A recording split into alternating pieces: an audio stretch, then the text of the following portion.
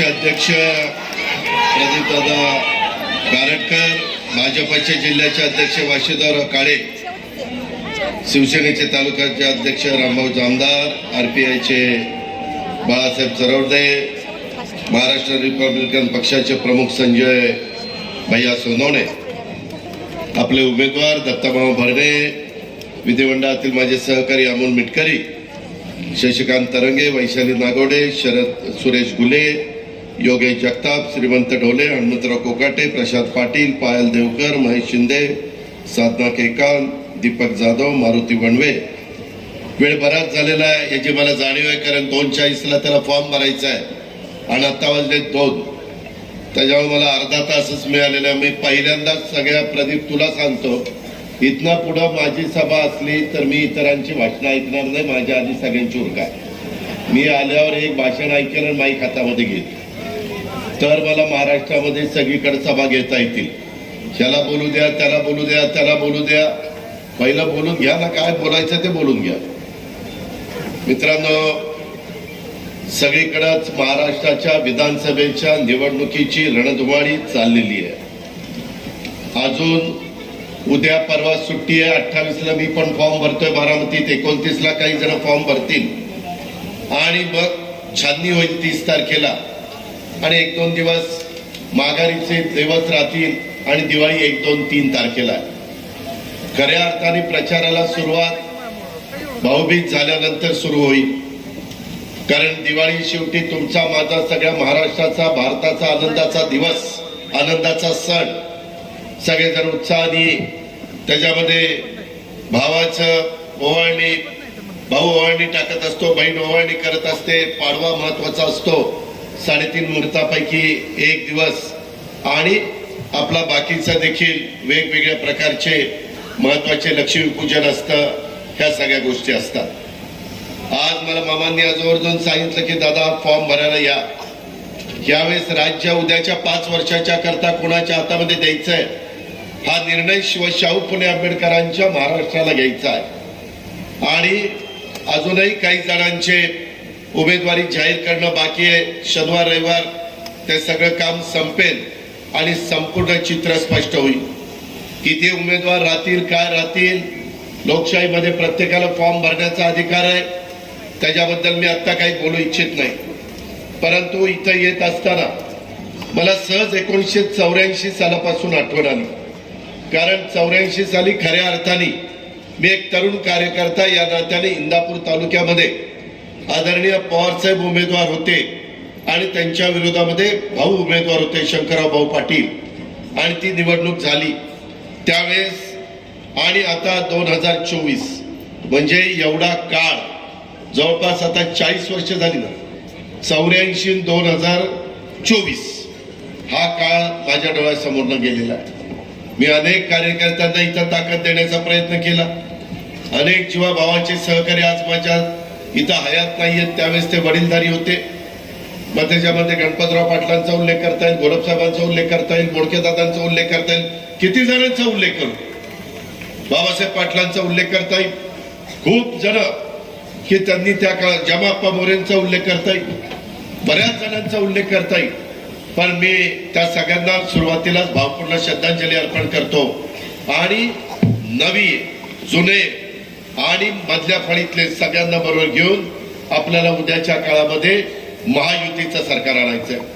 एकनाथ शिंदे, देवेंद्रजी, मी आणि बाकीचे आमचे आरपीआय आणि इतर घटक पक्ष सगळेजण मिळून सगळ्यांना मी समाधानी उमेदवारीच्या बाबतीमध्ये करू शकत नाही, पण एकंदरीतच जास्तीत जास्त जागा ह्या महाराष्ट्रातनं माझ्या महायुती करता निवडून गेल्या पाहिजे.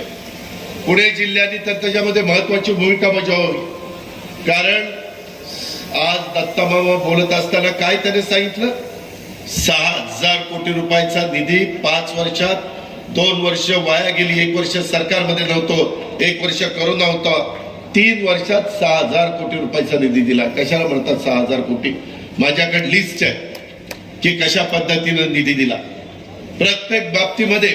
कारण मला माहितीये ना, ज्यावेळेस लोकप्रतिनिधी निवडून जातो आमदार, हा आपले प्रश्न सोडवण्याच्या करता, आपल्या भागाचा सर्वांगीण विकास करण्याच्या करता, आता तुमच्या समोर जे काही चित्र आहे, एकंदरीत आज मी महायुतीचे उमेदवार म्हणून दत्तामामा भरणे घड्याळाच्या चित्राच्या जवळचं बटन आपण उद्याच्या 20 तारखेला दाबावं ही विनंती करण्याच्या करता माय माऊलींनो, बांधवांनो, मी तुमच्या सगळ्यांच्या समोर आलेलो आहे. माझी हात जोडून विनंती आहे, इथं सुरुवातीला इंदापूरचं ग्रामदैवत इंद्रेश्वराच्या चरणी नतमस्तक होतो.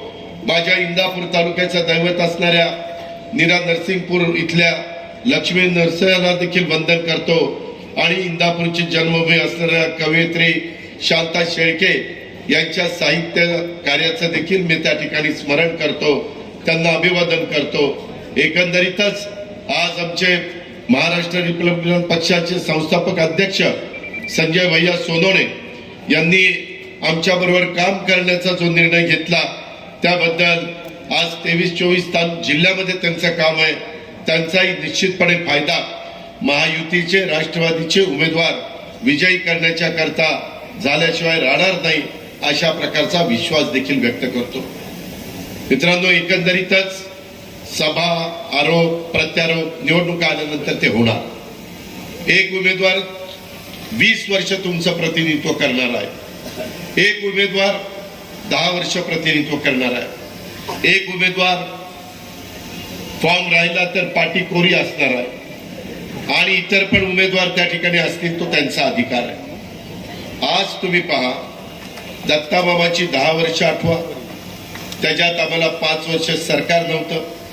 या 5 वर्षात माझं 1 वर्ष सरकार नसताना आम्ही बाजूला होतो, 1 वर्ष कोरोनात गेलं, तरी देखील या 10 वर्षामध्ये दत्तामामांनी तुमचं प्रतिनिधित्व करत असताना माझ्या सणसर पासून इकडं बावड्यापर्यंत आणि सगळ्याच भागामध्ये तिकडे भिगवण पासून त्या सगळ्या भागामध्ये काय कामं केली ते आपण पाहिलं. हे मी का करू शकलो किंवा दत्तामामा का करू शकला की आम्ही सरकारमध्ये होतो. मध्ये काही राजकीय घटना घडल्या, त्याच्यातनं वेगळी काही समीकरणं बदलली.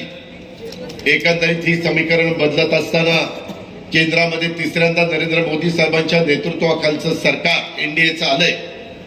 ते 5 वर्षाकरता तिथं राहणारे आत्ताच 6 महिने झालेत. 4.5 वर्ष आपली कामं करण्याच्या करता आपल्या विचाराचं सरकार असल्यानंतर तिथली कामं लवकर होतात, मदत होते, करोडो रुपयाचा निधी आपल्याला आणता येतो.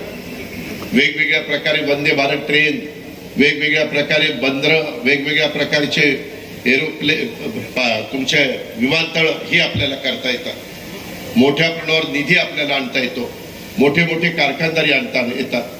मित्रांनो, एकंदरीतच मगाशी बऱ्याच जणांची मी भाषणं बारकाईनं ऐकत होतो.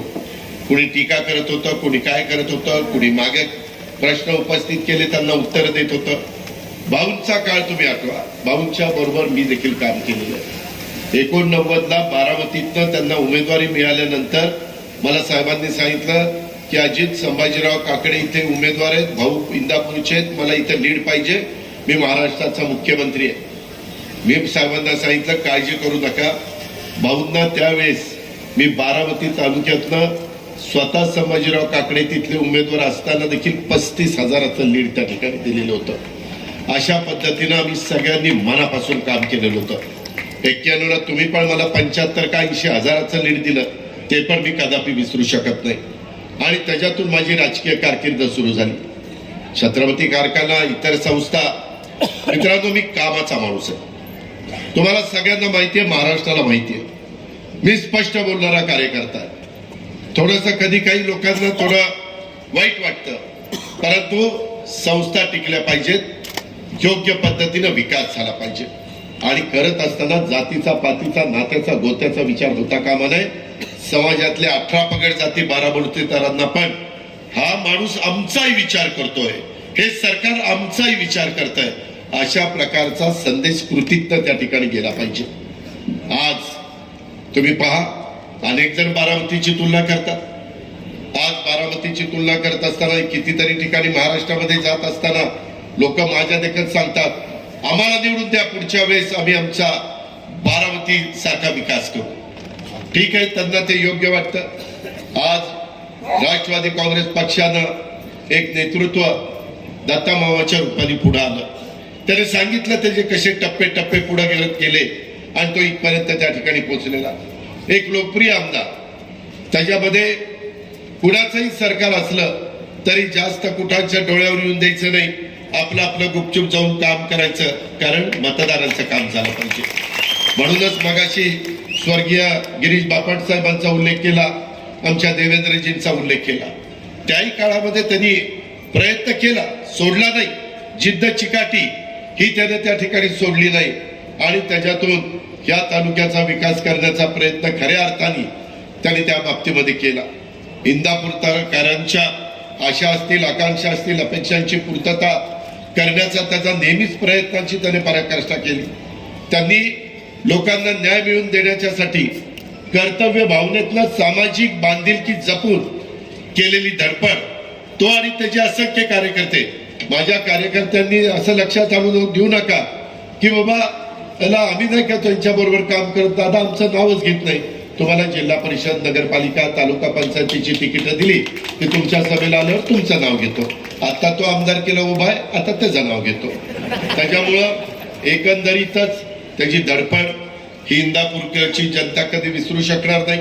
एक कार्यक्षम, एक सुसंस्कृत, एक कर्तव्यदक्ष, एक संवेदनशील आणि एक अभ्यासू नेतृत्व म्हणून दत्तामामांची ओळख आज इंदापूरला आहे, माझ्या जिल्ह्याला आहे, माझ्या महाराष्ट्राला आहे.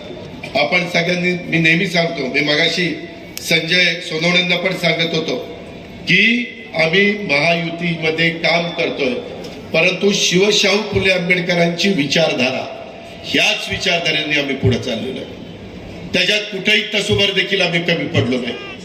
आज सरकारमध्ये काम करत असताना ज्याचे उल्लेख मामांनी आपल्या भाषणामध्ये केला, त्यांच्या नेतृत्वाखाली इंदापूर तालुक्याच्या मतदारसंघाच्या विकासाची सुरू असलेली घोडदौड पुढे अशीच चालू राहिली पाहिजे. यासाठी इंदापूर तालुका वासियांनो, इथल्या प्रत्येक मतदारांनो, इथल्या सगळ्या माझ्या कार्यकर्त्यांनो, वडीलधाऱ्यांनो, मायमाऊलींनो, तरुणींनो, तुमचा पाठिंबा, सहकार्य, बळ यापुढे देखील त्याला मिळालं पाहिजे. कारण उद्या तो निवडून आला तर मला ताकद मिळणार आहे. मला ताकद मिळाली तर मी तुम्हाला ताकद देणार आहे. मी त्याच्यातनं महाराष्ट्राचा सर्वांगीण विकास करू शकणार आहे.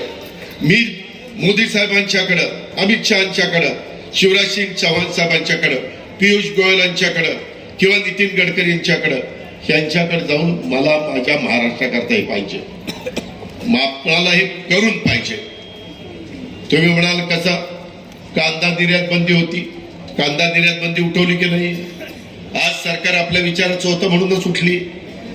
आज साखर कारखान्यामध्ये इन्कम टॅक्सची टांगती तलवार होती, स्वतः अमित भाईंनी तिथं गेल्यानंतर ती उठवली, नाहीतर आपले कितीतरी पैसे इन्कम टॅक्सला गेले असते.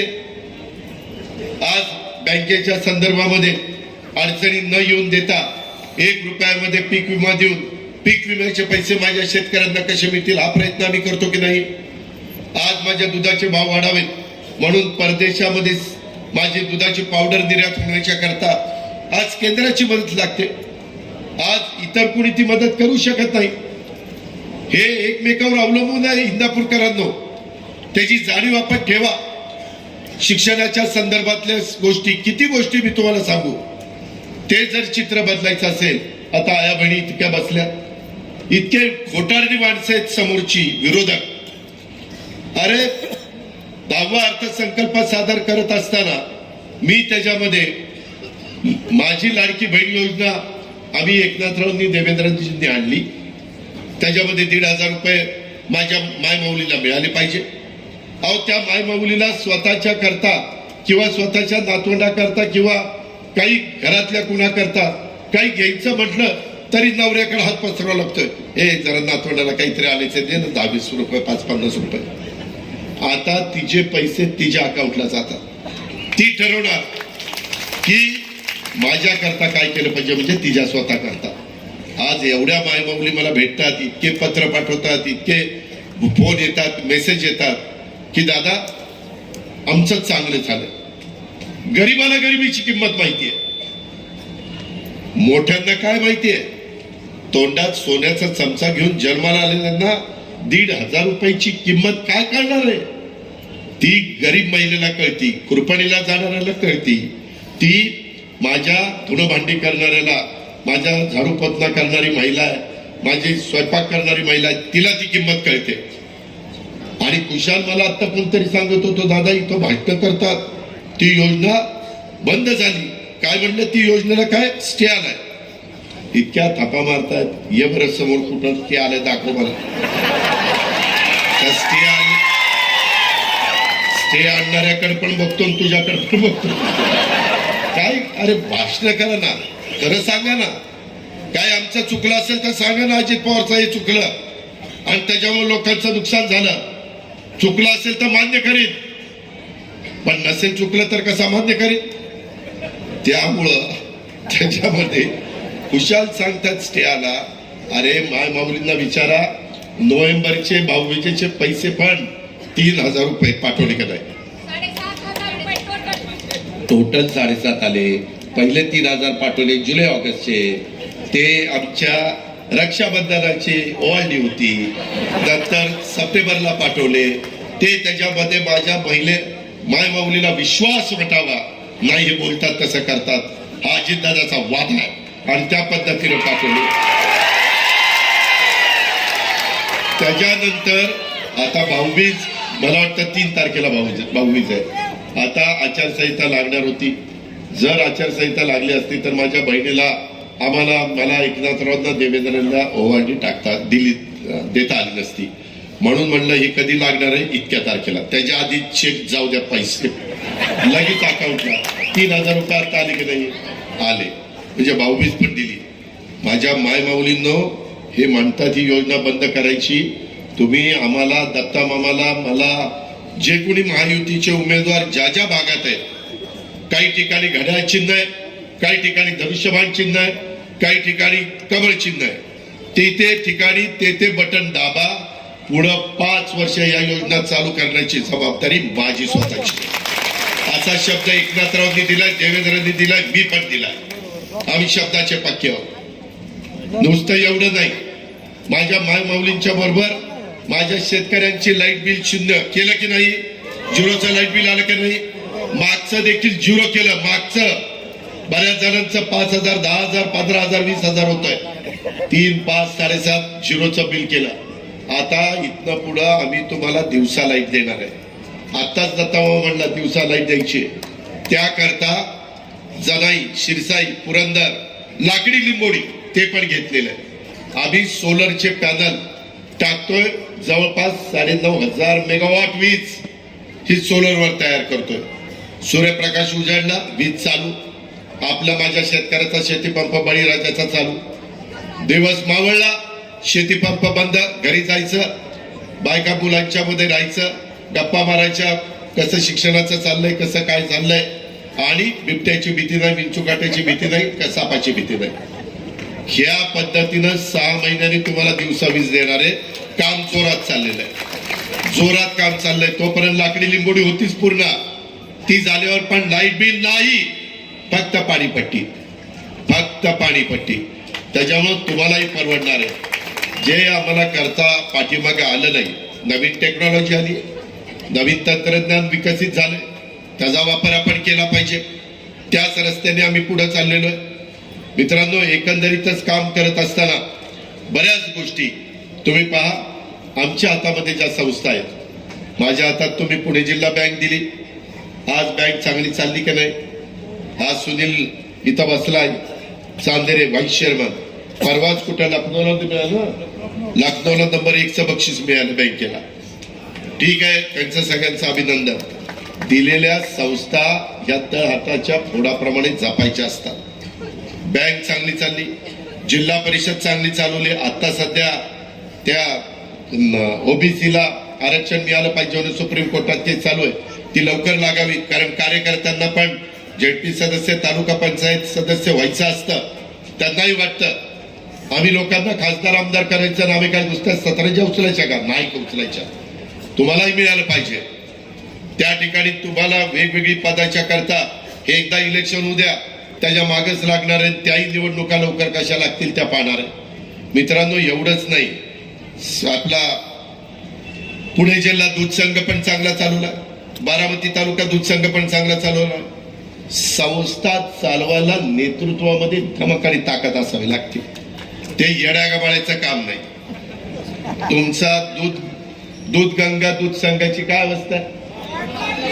वाट लागली. त्याच्यानंतर अमृत आलं. आता सॉरी अमूल आता अमूलनी तरी काहीतरी होईल. ते अमूल पण बंद पडलं, दूध गंगा पण बंद पडला. अरे काय संस्था चालवत आहे? भाऊंनी लावलेलं कर्मयोगीचं रोपट आज किती कोटी रुपये कर्ज आहे? 500 कोटीच्या वर कर्ज. अहो भाऊंनी बिन कर्जाचा कारखाना तुमच्या ताब्यात दिला, तुम्ही कर्जबाजारी करायला लागलाय. तुम्ही काय म्हणजे लाखाचे 12,000च करायला निघाला. मग त्याला निवडून देणार आहे का? त्याचा विचार करणार आहे का नाही? माझी बारामती बँक जाऊन बघा कशी चालली. आणि इंदापूर सहकारी बँक 30 सालांवर आहे. अरे काय तुमच्यात कर्तृत्व नाही, कशाचा गप्पा आणतात? तुम्हाला इंदापूर बँक चालवता येत नाही. माझा खरेदी विक्री संघ येऊन बघा आणि तुमच्या खरेदी विक्री संघाची काय अवस्था आहे, काय परिस्थिती आहे बघा ना. ती आमच्या कळसला वायनरी काढली. ते बिचारे गशी पाटील कधी दारूला शिवले नाही, तिथं वायनरी काढली. आणि तिथं वायनरी काढली. परत ती वायनरी काय चालू आहे का बंद आहे का कुठं नुसतं मडच उभं केलंय तिथं. अरे काय वायनरी, आमच्या इथली पण वायनरी बंद व्हायला लागली होती, पण आम्ही चालू ठेवली की नाही. जाऊन बघा Baramati agro, Baramati grape industry. शेवटी संस्था चालवता आल्या पाहिजेत. आज निराभीमा कारखाना काय भाव देतो? आज कर्मयोगी काय भाव देतो? आज माझ्या नेतृत्वाखाली चाललेला योगेश इथं बसलाय, माळेगाव कारखान्याचा संचालक, 3,636 रुपये भाव. ऐकूनचा नाद करायचा नाद. अरे इंदापूरकरांनो, तुम्ही 700 रुपये टनाला कमी घेताय. कष्ट तेवढेच. एनसीडीसी कडनं मधी राज्य सरकारच्या मागे लागून 300 कोटी रुपये आणले. हर्षवर्धन पाटलांनी 300 कोटी रुपये आणले. काय केले?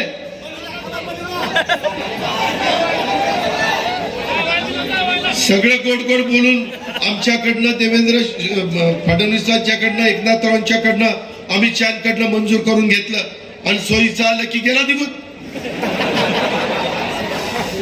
आणि बोलताना काय परवा बोलला? लोकसभेला पूर्वी मी प्रत्यक्ष काम करायचो, परंतु यावेळेस मी अदृश्य काम केलं. अरे अजित पवारने असलं तर कधी आयुष्यात केलं नाही. जो कोणी उभा करेल त्याचं इमाने इतबारच काम केलं.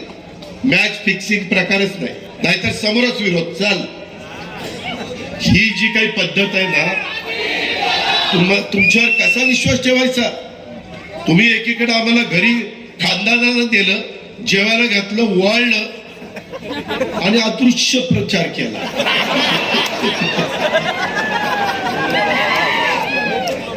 याला आता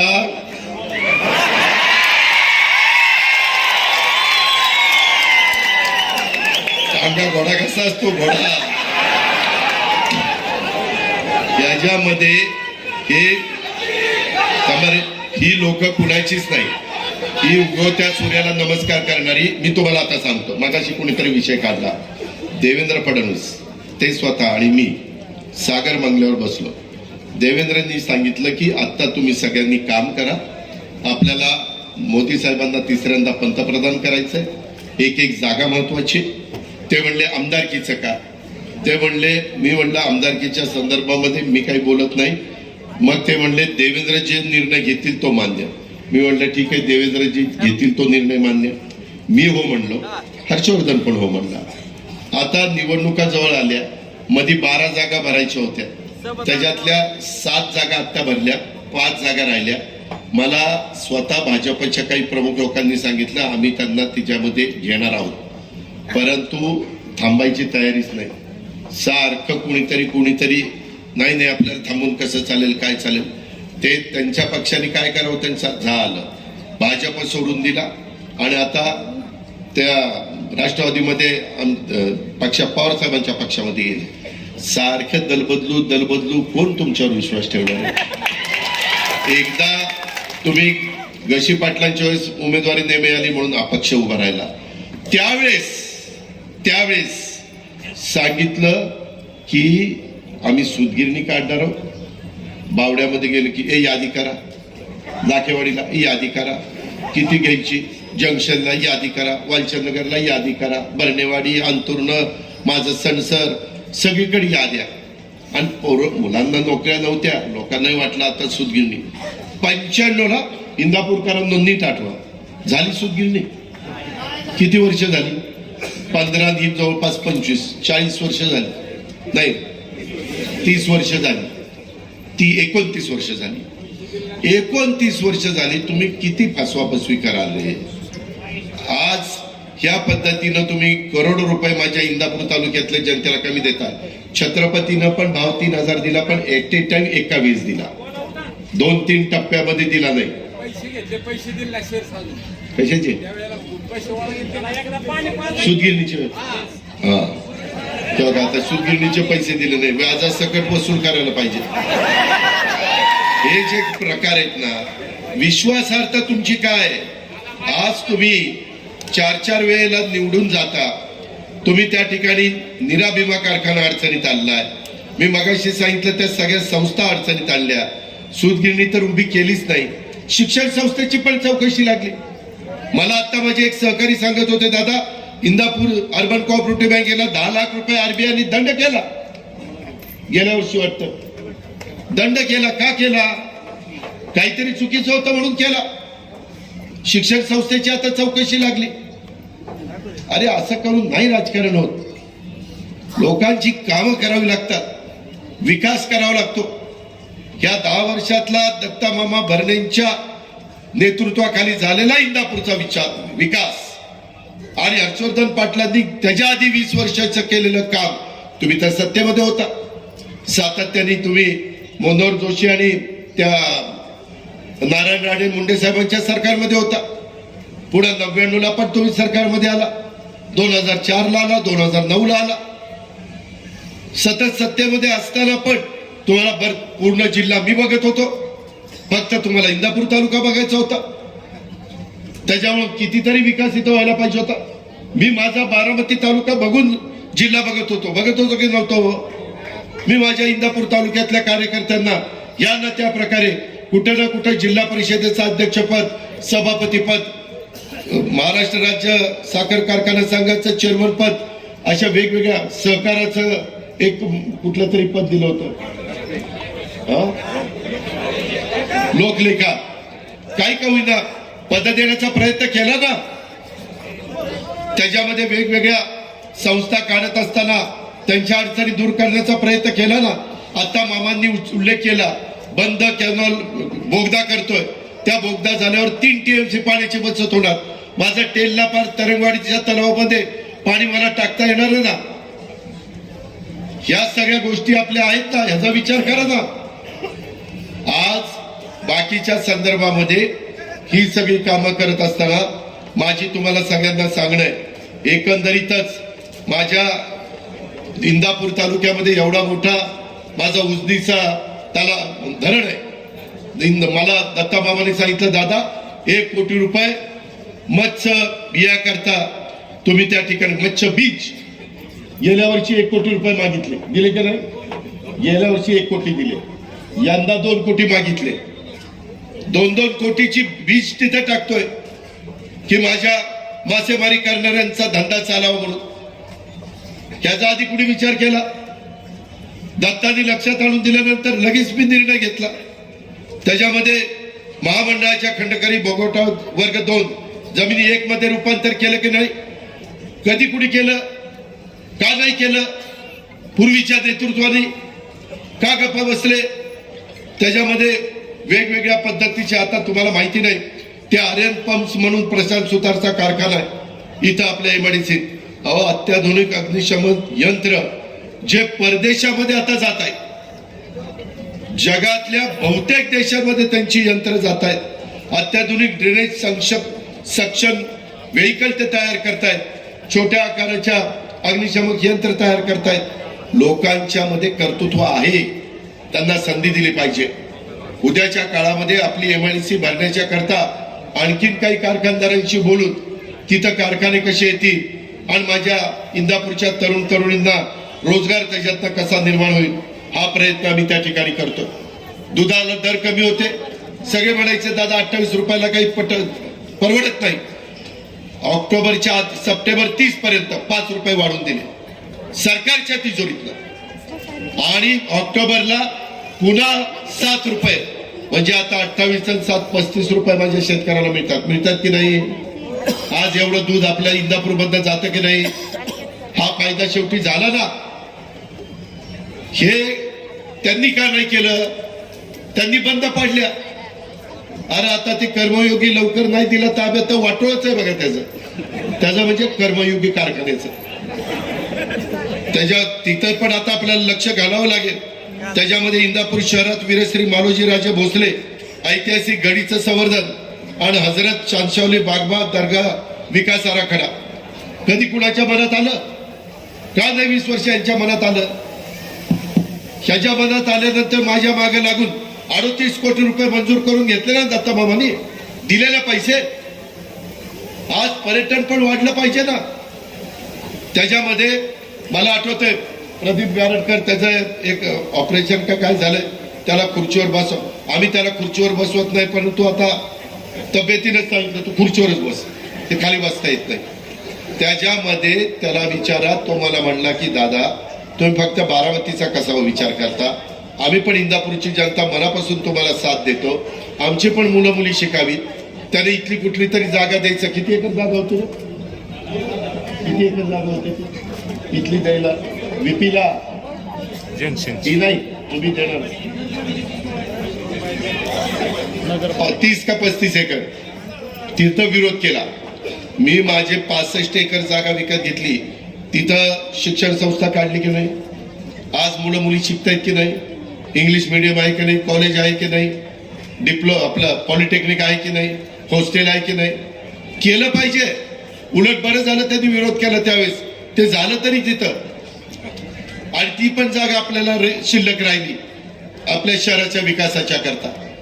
आता मगाशी दत्ता मामांनी सांगितलं एवढा मोठा पूल, अशी चर्चा करत करत मी 382 कोटीचा पूल मंजूर केला आणि खुशाल म्हणतात की त्याच्यामध्ये काय ह्याची काही गरज नव्हती. अरे कशाची काय गरज नव्हती.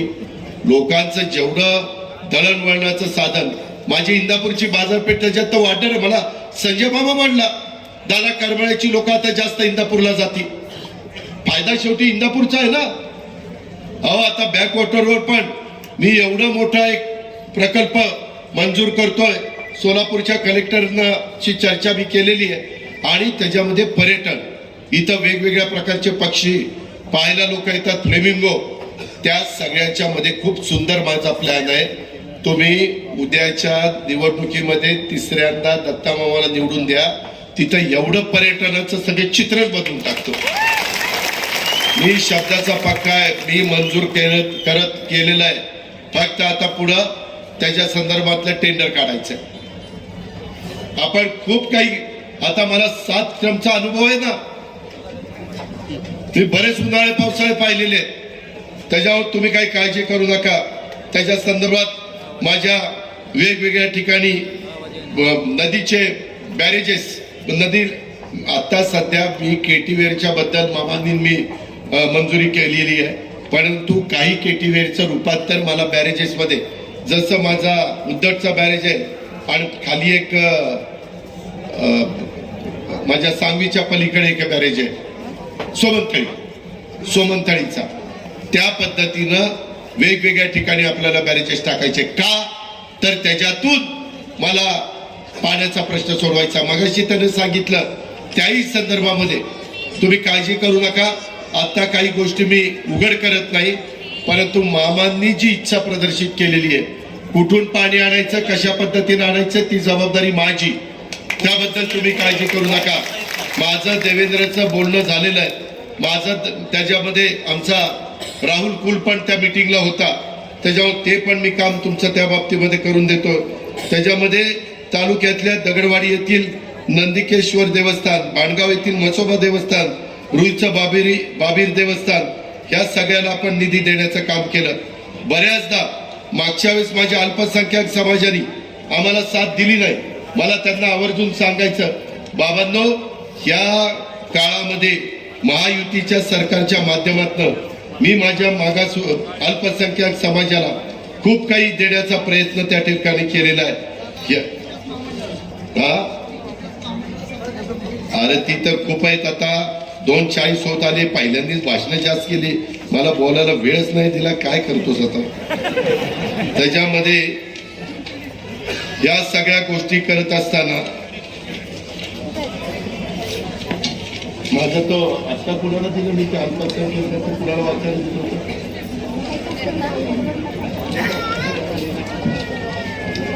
हा, अल्पसंख्याकाच्या बद्दल जसं मी टार्टी काढलं, बार्टी काढलं, सारथी काढलं, महाज्योती काढलं, अमृत काढलं, त्याच रचनेवर अल्पसंख्याक संशोधन प्रशिक्षण संस्था त्याच्यामध्ये मार्टी काढलं. का तर माझ्या मुस्लिम समाजाच्या मुलामुलींना फायदा व्हावा.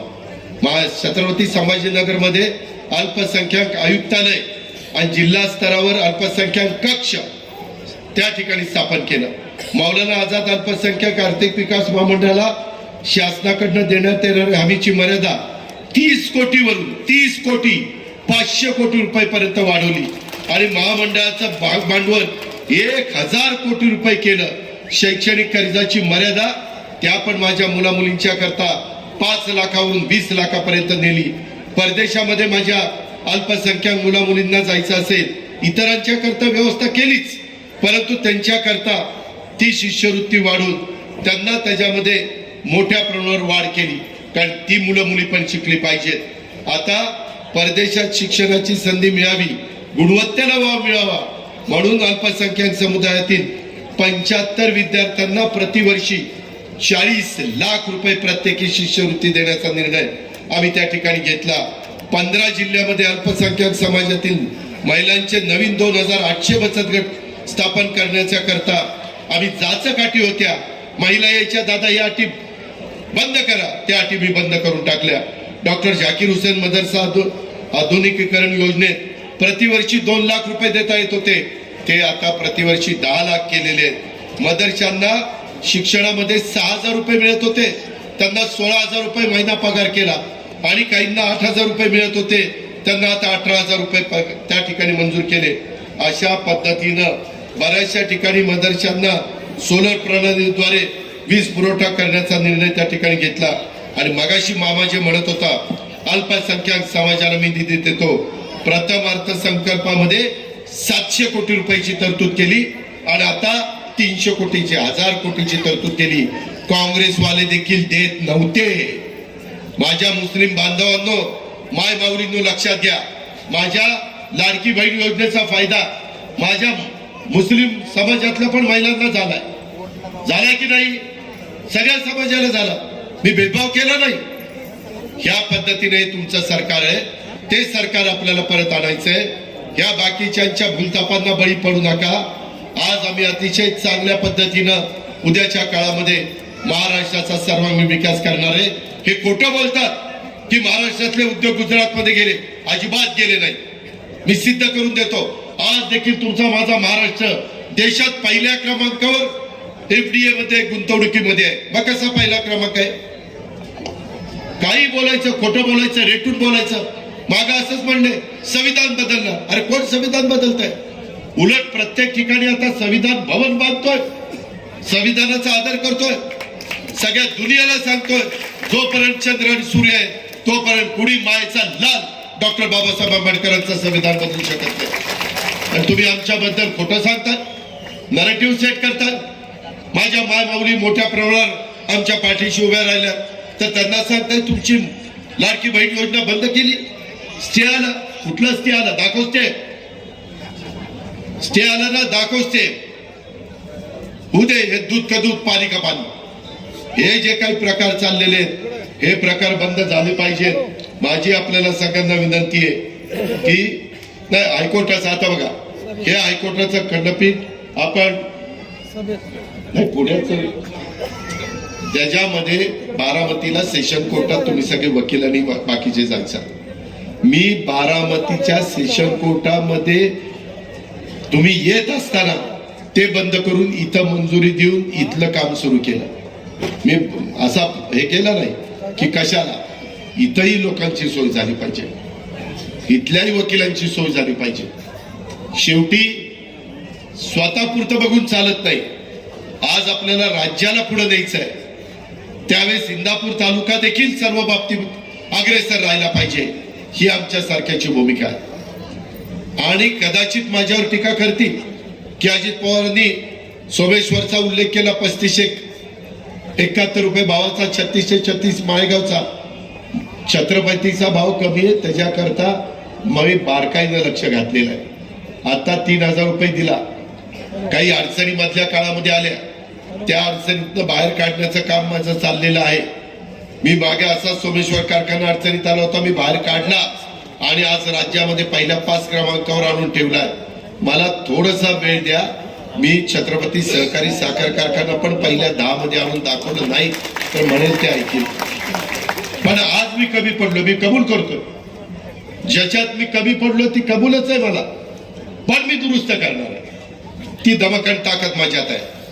जिल्हा बँक आपल्या ताब्यात आहे. राज्य सहकारी बँकेकडे मी जाईल.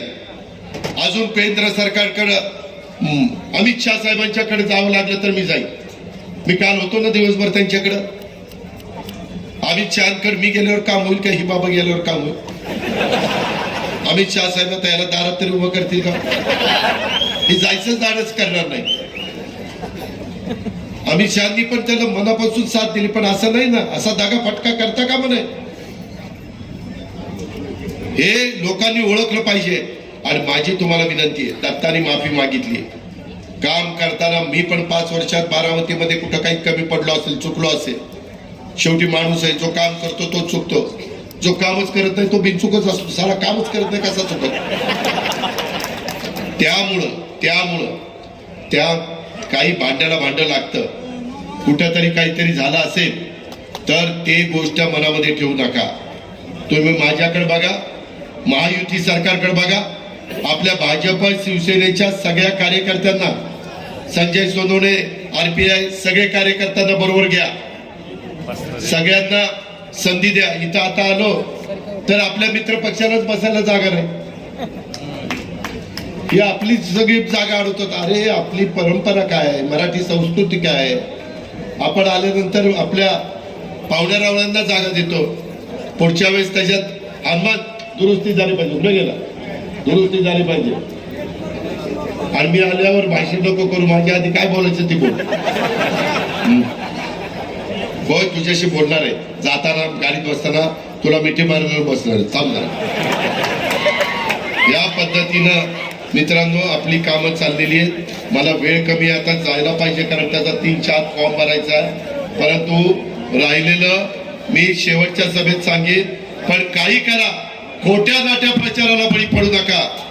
रात्री 12ला जरी माझी गरज लागली तर मी तुमच्या पाठीशी आहे, हा शब्द देतो. आणि दत्ता मामाला प्रचंड मताने विजयी करा आणि माझ्या बरोबर महाराष्ट्राच्या विधानसभेमध्ये पाठवा. हीच आग्रहाची, नम्रतेची, कळकळीची विनंती करत थांबतो. जय हिंद, जय महाराष्ट्र.